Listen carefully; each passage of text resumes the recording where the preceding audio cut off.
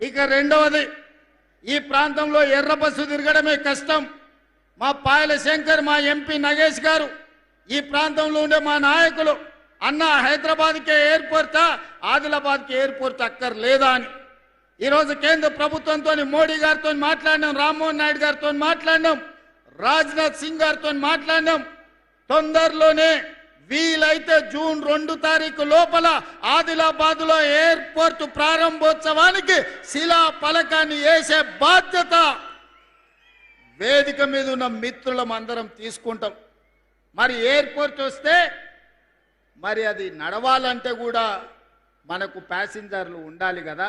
అందుకే ఈనాడు ఈ ప్రాంతాన్ని పర్యాటక కేంద్రంగానే కాదు, ఈ ప్రాంతాన్ని ఒక పారిశ్రామిక కేంద్రంగా మార్చాలని ఆదిలాబాద్ ప్రాంతంలో వేలాది ఎకరాలలో గొప్ప పారిశ్రామిక వాడ, దేశంలోనే అతిపెద్ద పారిశ్రామిక వాడను ఆదిలాబాద్కు మంజూరు చేసి ఈ ప్రాంతంలో ఉండే ఆదివాసీ గిరిజన బిడ్డలకు, చదువుకున్న నిరుద్యోగ యువకులకు ఉద్యోగ ఉపాధి అవకాశాలు ఇప్పించడానికి, ఈ ప్రాంతంలో పారిశ్రామిక వాడను ప్రారంభించడానికి తొందరలోనే మీ దగ్గరికి వస్తాను. దానికి సంబంధించిన భూసేకరణ ప్రక్రియ వేగంగా సాగుతుంది అని నేను చెప్పదలుచుకున్నాను.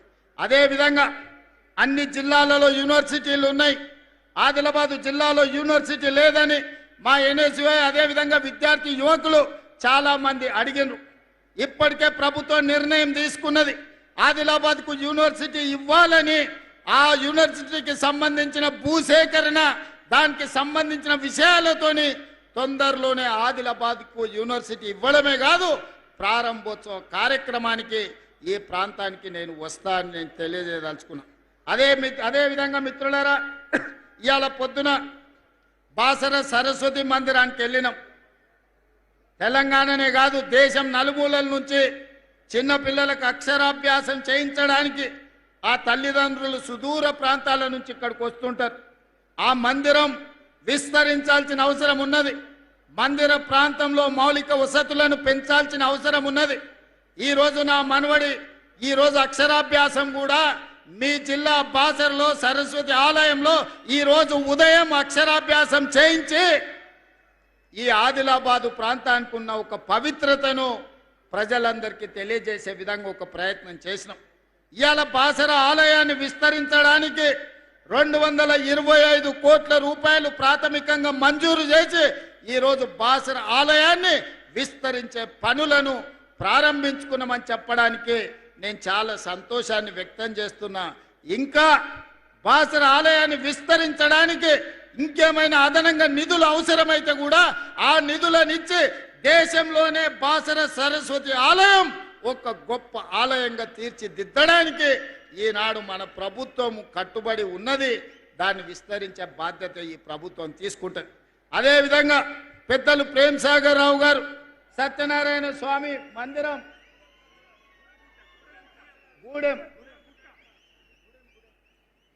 గూడెం సత్యనారాయణ స్వామి ఆలయం వారు ప్రతిపాదన చేసిండ్రు. మిత్రులు ప్రేమ సాగర్ రావు గారి అభ్యర్థన మేరకు మా మిత్రులు బట్టి విక్రమార్క గారికి నేను విజ్ఞప్తి చేస్తున్నా. గోదావరి పుష్కరాలు ఏదైతే మనం కార్యక్రమం తీసుకున్నామో, బాసర నుంచి భద్రాచలం వరకు ఏదైతే మందిరాల అభివృద్ధి అనుకున్నామో, అందులో మొట్టమొదటి ఆలయ అభివృద్ధి కింద గూడెం సత్యనారాయణ స్వామి ఆలయాన్ని అభివృద్ధి చెయ్యడానికి ఈ వేదిక మీద నుంచే మనం నిర్ణయం తీసుకుంటున్నాం. తక్షణమే అధికారులను, కలెక్టర్లను ఆ ప్రాంతం పర్యటించి దాన్ని మొత్తం అంచనాలు సిద్ధం చేయండి. ఈ మందిరాన్ని అభివృద్ధి చేయడానికి కూడా నిధులు మంజూరు చేస్తామని చెప్పి నేను ఈ వేదిక మీద నుంచి నేను చెప్పదలుచుకున్నా. మిత్రులారా, ఇవాళ ఈ జిల్లాకు ఎంత చేసినా తక్కువనే, కానీ అట్లని మిగతా వాళ్ళలాగా చెయ్యకుండా వదిలేసే సమస్యనే లేదు. ఈ జిల్లాకి ఏమేమి కావాలో అంచనాలు సిద్ధం చేస్తున్నాం. ప్రతి 2 నెలలకు ఒక్కసారి తప్పకుండా ఈ జిల్లాకు వస్తూనే ఉంటా. వచ్చినప్పుడల్లా మీకు నిధులు తెస్తూనే ఉంటా.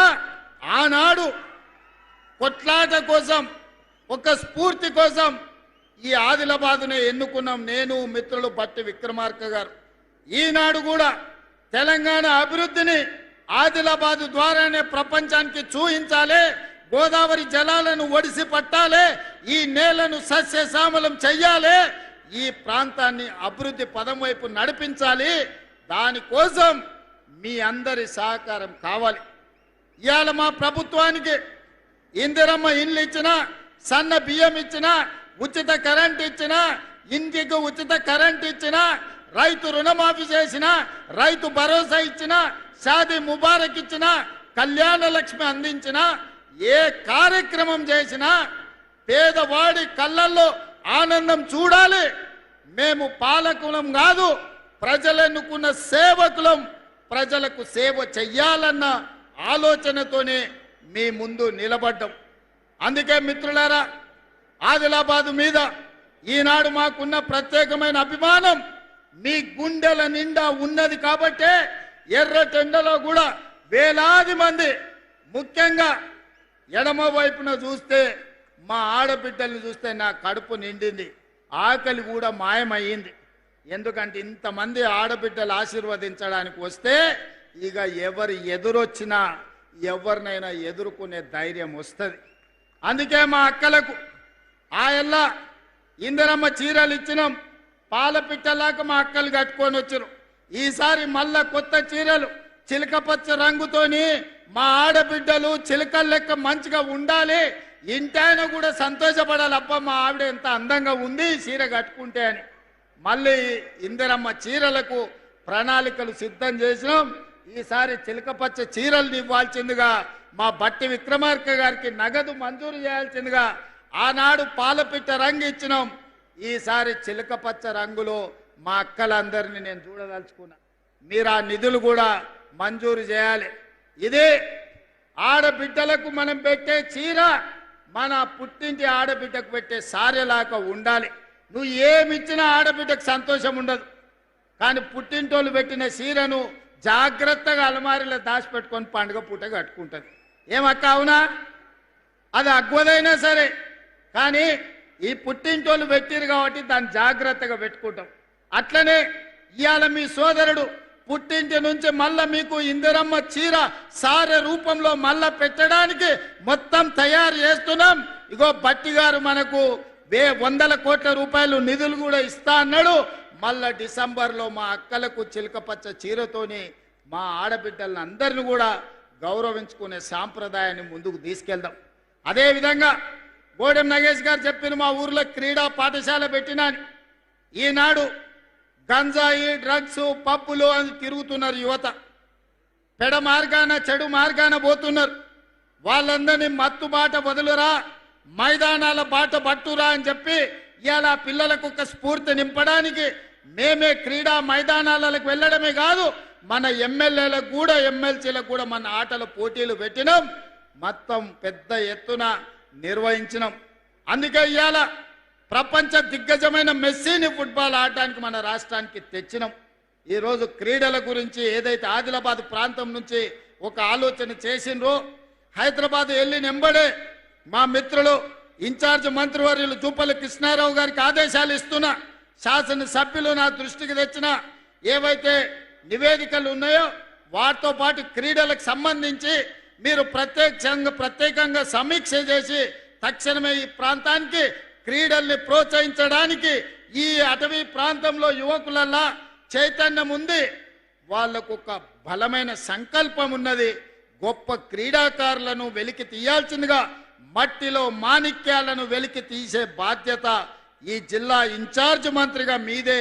ఈ ప్రాంతంలో క్రీడలను ఏ విధంగా ప్రోత్సహించాలనో మినీ స్టేడియంతో పాటు క్రీడల కళాశాల మైదానాన్ని అభివృద్ధి చేయడానికి అవసరమైన ప్రణాళికలు సిద్ధం చేయండి, ఈ ప్రాంతానికి మంజూరు చేద్దామని చెప్పి నేను ఈ వేదిక మీద నుంచి మీకు